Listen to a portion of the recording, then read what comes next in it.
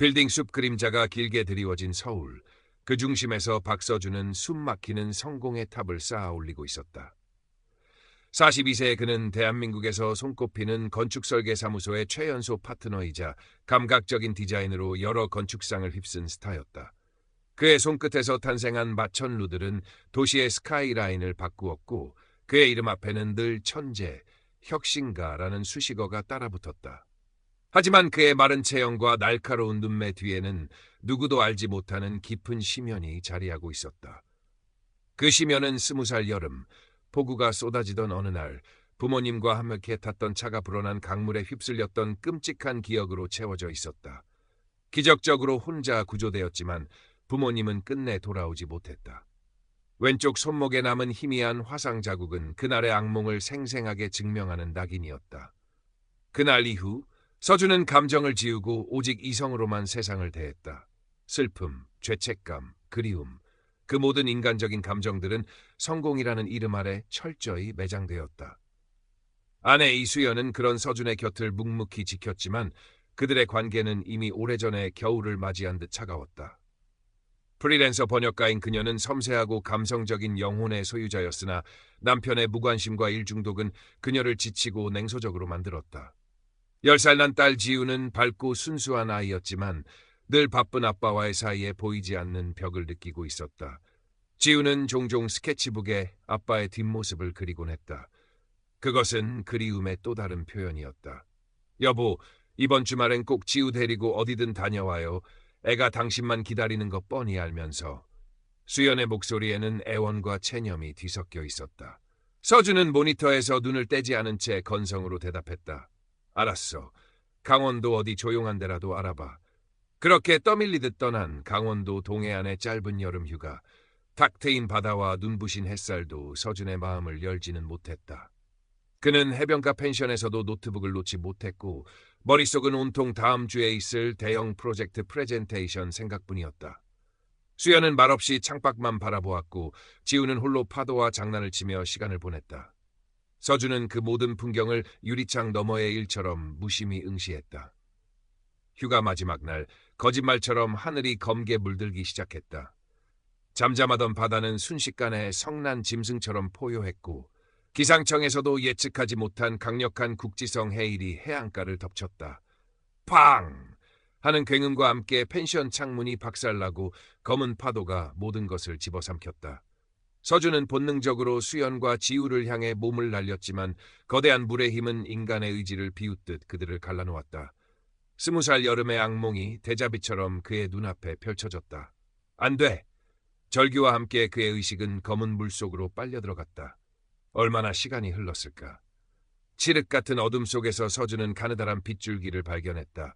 빛은 터널처럼 그를 빨아들였고 고통도 슬픔도 없는 완전한 평화가 그를 감쌌다. 터널의 끝에는 눈부시게 아름다운 풍경이 펼쳐져 있었다.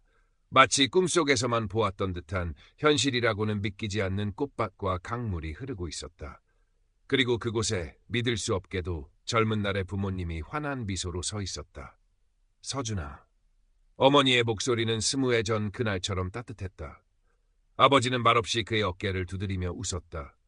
원망과 죄책감, 그리움이 한꺼번에 북받쳐 올랐지만 이상하게도 마음은 잔잔한 호수 같았다. 부모님은 아무 말도 하지 않았지만 서준은 모든 것을 이해할 수 있었다. 내 잘못이 아니었다. 우리는 괜찮다. 사랑한다.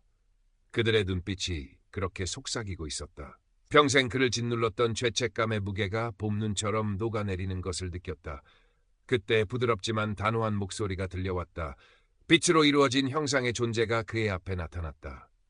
박서준, 아직 너의 시간이 아니다. 돌아가서 내게 주어진 삶을 살아라. 네가 풀어야 할 숙제가 남아있다. 그 말과 함께 강한 힘이 그를 현실 세계로 밀어내는 것을 느꼈다. 다시 한번 검은 물이 그를 덮치는 듯한 감각과 함께 그는 깊은 잠에서 깨어나듯 눈을 떴다.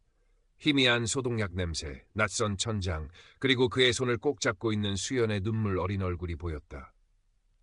여보, 정신이 들어요? 기적이었다. 해안가에서 의식불명 상태로 발견된 지 일주일 만이었다. 수연과 지우는 이미 구조되어 서준이 깨어나기만을 애타게 기다리고 있었다. 지우는 아빠의 품에 안겨 한참을 울었다. 서준은 멍하니 가족들을 바라보았다. 모든 것이 현실 같지 않았다. 하지만 왼쪽 손목의 화상 자국은 여전히 그곳에 있었고 임사체험의 기억은 꿈처럼 생생했다. 퇴원 후 서준의 삶은 이전과는 완전히 달라졌다. 강남의 고급 아파트는 여전했지만 그 안을 채우는 공기는 바뀌었다. 그는 더 이상 새벽같이 사무실로 향하지 않았고 밤늦도록 일에 매달리지도 않았다. 대신 지우와 함께 공원을 산책하고 수연과 마주 앉아 저녁을 먹었다. 처음에는 어색했지만 진심을 담은 그의 노력에 수연도 조금씩 마음을 열기 시작했다. 당신 정말 괜찮은 거야? 예전의 당신이 아닌 것 같아. 무섭기도 하고 이상하게 기대되기도 해. 수연의 말처럼 서준은 다른 사람이 되어 있었다. 과거의 날카로움과 냉소는 사라졌고 그의 눈빛에는 깊이를 알 수 없는 슬픔과 함께 잔잔한 평온함이 깃들어 있었다. 그는 자신이 겪었던 임사체험에 대해 누구에게도 말하지 못했다. 그 신비로운 경험을 현실의 언어로 설명할 자신이 없었고 어쩌면 스스로도 온전히 받아들이지 못했기 때문일지도 모른다. 다만 그의 마음속에는 풀어야 할 숙제라는 말이 계속 맴돌았다. 직장 동료이자 오랜 친구인 김민주는 서준의 변화를 가장 먼저 감지했다. 야, 박서준, 너 진짜 어디 아픈 거 아니냐? 사람이 이렇게 갑자기 변할 수가 있어? 프로젝트는 어쩌고 맨날 칼퇴근이야? 민준의 걱정 어린 물음에 서준은 그저 옅게 웃을 뿐이었다. 그는 여전히 건축가였지만 건물을 바라보는 시선이 달라졌다. 이전에는 오직 디자인의 혁신성과 기능의 효율성만을 추구했다면 이제는 그 공간에 살아갈 사람들의 온기와 이야기에 귀를 기울이기 시작했다. 그의 스케치북에는 차갑고 직선적인 마천루 대신 햇살이 가득하고 자연과 어우러진 따뜻한 공간들이 그려지기 시작했다. 하지만 변화는 고통을 동반했다. 밤이면 어김없이 그날의 해일과 부모님의 마지막 모습, 그리고 임사체험의 강렬한 기억들이 악몽처럼 되살아나 그를 괴롭혔다. 그는 자신이 죽었던 것인지 아니면 정말로 새로운 삶을 얻은 것인지 혼란스러웠다. 풀어야 할 숙제는 대체 무엇일까? 그는 해답을 찾지 못한 채 방황했다. 그러던 어느 주말 오후 서준은 거실에서 지우가 스케치북에 무언가를 열심히 그리고 있는 모습을 물끄러미 바라보고 있었다.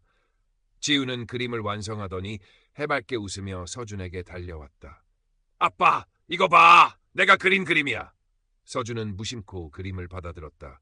그리고 그 순간 숨이 멎는 듯한 충격을 받았다.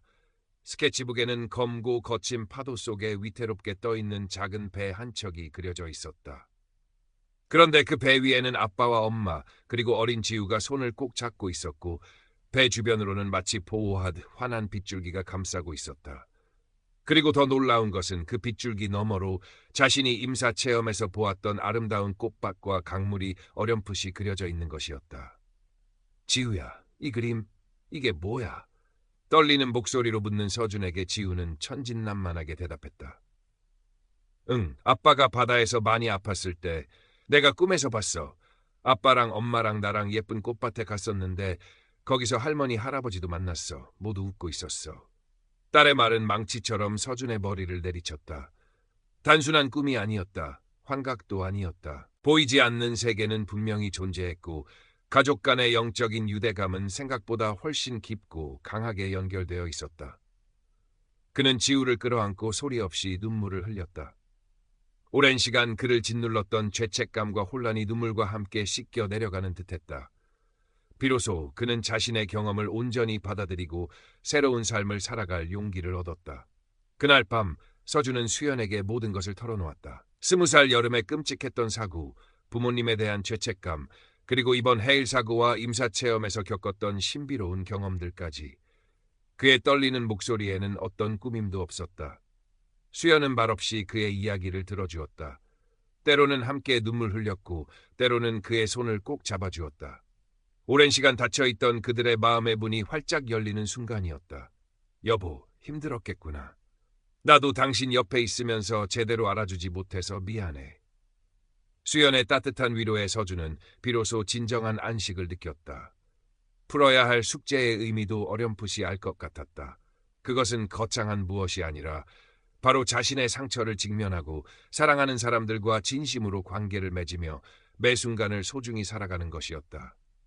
몇 달 후 서준의 삶에는 작지만 의미 있는 변화들이 찾아왔다. 그는 화려한 스포트라이트를 받는 대형 프로젝트 대신 재난으로 삶의 터전을 잃은 사람들을 위한 임시 주거시설 설계 공모전에 익명으로 참여하여 당선되었다. 그의 디자인은 이전처럼 혁신적이거나 화려하지 않았지만 그 안에는 사람에 대한 깊은 이해와 따뜻한 배려가 담겨 있었다. 그는 주말마다 공사 현장을 찾아 직접 자재를 나르고 주민들과 소통하며 그들의 이야기에 귀를 기울였다.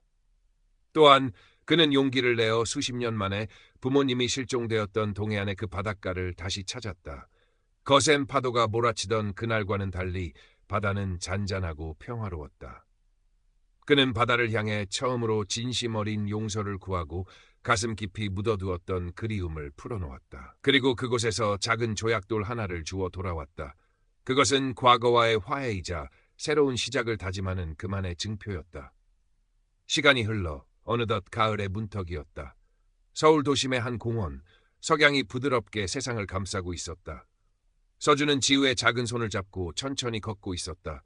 지우는 제잘거리며 오늘 유치원에서 있었던 일들을 이야기했고 서준은 온화한 미소로 딸의 이야기에 귀를 기울였다. 조금 떨어진 벤치에는 수연이 앉아 그 모습을 따뜻한 시선으로 바라보고 있었다. 그녀의 얼굴에도 잔잔한 미소가 걸려 있었다. 서준은 문득 하늘을 올려다보았다. 붉게 물든 노을은 마치 그가 임사체험에서 보았던 신비로운 빛처럼 아름다웠다. 그의 왼쪽 손목에는 여전히 희미한 화상 자국이 남아 있었지만 이제 그것은 더 이상 고통스러운 낙인이 아니었다. 그것은 삶의 일부였고 그를 지금 이 순간으로 이끈 소중한 흔적이었다. 그는 알 수 있었다. 삶은 여전히 예측 불가능한 시련과 질문들로 가득하겠지만 이제 그에게는 그 모든 것을 끌어안고 살아갈 힘 지혜가 있다는 것을, 그리고 무엇보다 사랑하는 가족이 그의 곁에 있다는 것을. 그의 마음속에는 깊은 감사와 함께 잔잔한 평화가 강물처럼 흘렀다. 삶은 계속될 것이고 그 속에서 그는 자신에게 주어진 소중한 시간들을 기꺼이 살아낼 것이었다.